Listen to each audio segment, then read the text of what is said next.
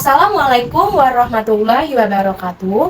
Bertemu lagi dengan saya, Sekar Ayu Apriani, mahasiswi program studi Pendidikan Teknik Bangunan, Fakultas Teknik Universitas Negeri Jakarta dengan nomor induk mahasiswa 15036210063. Di video kali ini, saya akan menyampaikan hasil analisis model pembelajaran yang cocok yang sesuai dengan kompetensi dasar pada pelatihan dasar peningkatan kompetensi menggambar. Kompetensi dasar yang digunakan pada pelatihan ini yaitu menggambar 3D modeling rumah sederhana satu lantai dengan menggunakan software berbasis BIM yaitu Autodesk Revit. Sebelum kita membahas mengenai isi konten pelatihan dan juga model pembelajarannya, kita ketahui dulu yuk tentang apa itu pelatihan. Pelatihan adalah alternatif kegiatan yang dapat melatih dan mengembangkan keterampilan, pengetahuan, serta meningkatkan kualitas tenaga pendidik atau perorangan agar menjadi sumber daya manusia yang berkompeten. Kegiatan pelatihan ini ditunjukkan untuk khalayak umum seperti siswa sekolah menengah kejuruan, tenaga pendidik, mahasiswa tingkat awal pada jurusan Pendidikan Teknik Bangunan dan Teknik Sipil, atau mahasiswa yang berkaitan, suatu komunitas atau pegawai yang bekerja pada bidang konstruksi yang tentunya ingin belajar dan meningkatkan skill desainnya menggunakan software 3D modeling. Pada pelatihan ini, peserta akan dikenalkan mengenai Building Information Modeling atau BIM, khususnya software Autodesk Revit. Nah, dari tadi kita membahas tentang Building Information Modeling. Tapi, apa sih BIM itu? Jadi, BIM adalah teknologi pada bidang arsitektur, engineering, dan construction yang dapat mensimulasikan berupa representasi karakter fisik dan fungsional pada suatu bangunan secara digital. Akibat perkembangan industri 4.0, segala bentuk dari arsitektur saat ini sudah berbentuk digital. Dan salah satu teknologi atau sistem yang sudah terintegrasi dengan berbagai hal yaitu adalah BIM. BIM ini juga sudah banyak digunakan di dunia industri, khususnya industri bidang konstruksi. Bila ditinjau dari segi efektivitasnya, BIM sudah dilengkapi dengan beberapa fitur dalam hal desain, penjadwalan, implementasi, serta manajemen fasilitas. Pada pelatihan ini, peserta akan difokuskan untuk mahir dalam mengaplikasikan software Autodesk Revit, khususnya dalam mendesain sebuah bangunan tempat tinggal. Kompetensi yang ingin dicapai setelah mengikuti pelatihan ini, peserta pelatihan dapat menggambar 3D modeling rumah sederhana satu lantai. Pada pelatihan ini, peserta akan dikenalkan melalui video pembelajaran mengenai toolbar yang ada pada perangkat lunak desain Autodesk Revit, shortcut yang biasa digunakan saat mengaplikasikan software Autodesk Revit, serta peserta pelatihan akan diajarkan menggambar 3D modeling rumah sederhana melalui metode praktik. Berdasarkan kompetensi dasar yang telah ditentukan, hal yang akan diterima oleh peserta pelatihan yaitu 1. Peserta akan dikenalkan pada fungsi setiap toolbar dan shortcut untuk memudahkan dalam mendesain. Yang kedua, peserta akan diajarkan bagaimana cara membuat grid atau notasi potongan. Yang ketiga, peserta juga akan dilatih bagaimana cara mendefine material. Yang keempat, peserta akan diajarkan cara menemukan family untuk furnitur rumah tinggal yang sederhana. Yang kelima, peserta akan diajarkan bagaimana cara memasang komponen-komponen yang telah diupload dari family-family tertentu seperti pintu dan juga jendela.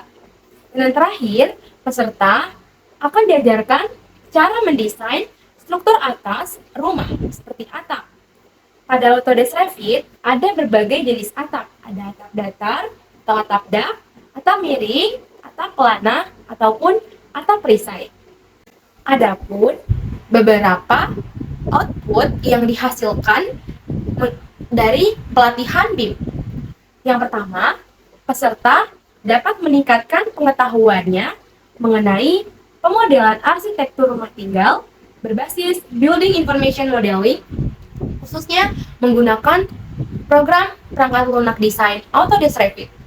Yang kedua, peserta dapat meningkatkan keterampilan memodelkan arsitektur rumah tinggal berbasis Building Information Modeling.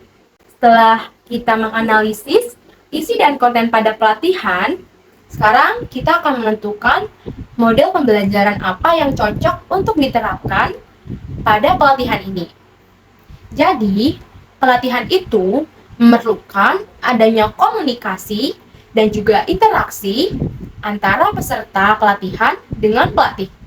Tujuan dari proses interaksi ini agar kedua belah pihak sama-sama mendapatkan umpan balik. Nah, berdasarkan analisis isi dan juga konten pada pelatihan dasar peningkatan kompetensi penggambar yang tadi kita telah sebutkan, pelatihan ini dapat dilaksanakan dengan pola atau model pembelajaran campuran atau biasanya kita menyebut dengan blended learning. Nah, apa sih blended learning itu?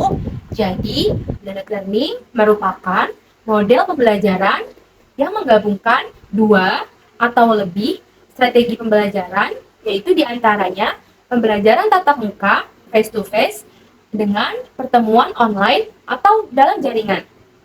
Nah, blended learning ini juga akan memberikan pengalaman belajar yang paling efektif dan efisien. Lalu, mengapa blended learning? Alasannya, menurut penelitian, ditemukan hasil data penelitian yang menunjukkan bahwa ditemukannya beberapa kendala ketika pelaksanaan pelatihan dilaksanakan secara full online. Di antaranya, kendala seperti jaringan internet yang tidak memadai di lokasi peserta pelatihan. Nah, karena kembali lagi, sasaran atau target dari pelatihan ini dikhususkan atau tidak dikhususkan dan untuk khalayak umum, maka bisa saja peserta pelatihan ini tidak berasal dari Jakarta. Bisa saja peserta pelatihan ini berasal dari wilayah Papua yang belum memadai dari segi internetnya. Dan kendala yang kedua, yaitu besarnya kebutuhan kuota untuk mengakses internet. Menurut Joyce, pada 1998, pembelajaran atau pelatihan yang dilaksanakan secara full online hanya akan meningkatkan wawasan dan juga pengetahuan, tanpa terjadinya peningkatan keterampilan maupun sikap. Karena pada dasarnya pelatihan itu tidak hanya untuk melatih dan mengembangkan dari keterampilan atau wawasan saja, melainkan juga meningkatkan sikap.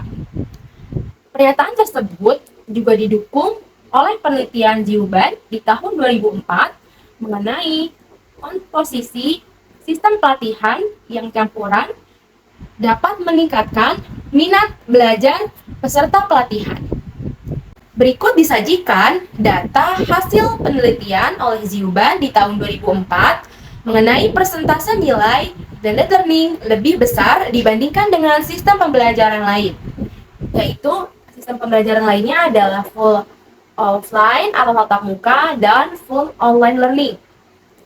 Di sana dapat dilihat bahwa di tahun 2001, 2002, dan 2003 atau 3 tahun terakhir dari 2004, model blended learning mendapatkan persentase nilai yang lebih besar dibandingkan kedua sistem lainnya.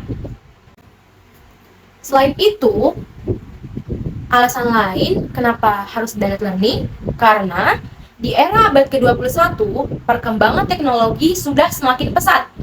Nah, akibat dari pesatnya teknologi tersebut, ini dapat merubah mindset dari seseorang bahwasanya proses pembelajaran itu tidak harus dilaksanakan di dalam kelas. Selain itu, keunggulan lain dengan menerapkan blended learning adalah blended learning ini menjadi salah satu solusi dalam memenuhi kebutuhan belajar bagi mahasiswa atau perguruan tinggi lainnya, dan serta blended learning ini akan menjadi salah satu strategi yang efektif dan memiliki resiko yang rendah. Keunggulan terakhir dari blended learning yaitu dengan menerapkan blended learning, menurut penelitian, didapatkan hasil yang menunjukkan bahwa terdapat perbedaan hasil belajar dan juga terjadinya peningkatan pada motivasi belajar siswa. Berikut beberapa informasi yang dapat saya sampaikan pada video kali ini. Kurang dan lebihnya mohon dimaafkan. Wassalamualaikum warahmatullahi wabarakatuh. Sampai bertemu di video berikutnya.